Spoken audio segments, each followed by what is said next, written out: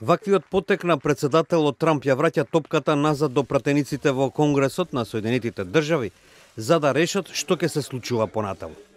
Тоа ги поставува републиканците на Капитол Хил во невообичаена и непријатна положба да се борат во одбрана на едно од најголемите постигнувања на поранешниот председател Барак Обама. Причината?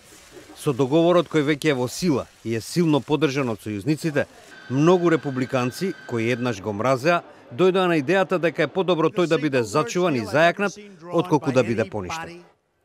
Трамп како председателски кандидат редовно го критикуваше договорот со Иран, но наместо да го укине, неговиот говор ќе значи покренување на 60-дневна негова ревизија, период во кој Конгресот може брзо да одобри нови санкции врз Иран. Тоа би можело да значи битка меѓу републиканците кои го поддржуваат договорот и јастребите кои сакаат да се ослободат од него. Во тоа особена улога ќе има републиканскиот сенатор Боб Коркер, еден од најжешките критичари на Трамп. Сега воопшто не е јасно дали ќе може да работат заедно, особено по нивната брутална твитерска расправа.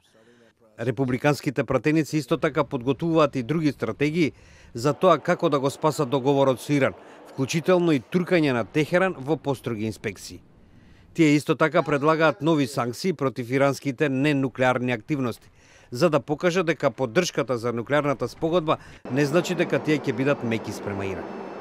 Со нуклеарниот договор постигнат во 2015 година меѓу Соединетите држави, другите светски сили и Иран е ограничена иранската нуклеарна програма во замена за олеснување на економските санкции врз Техеран.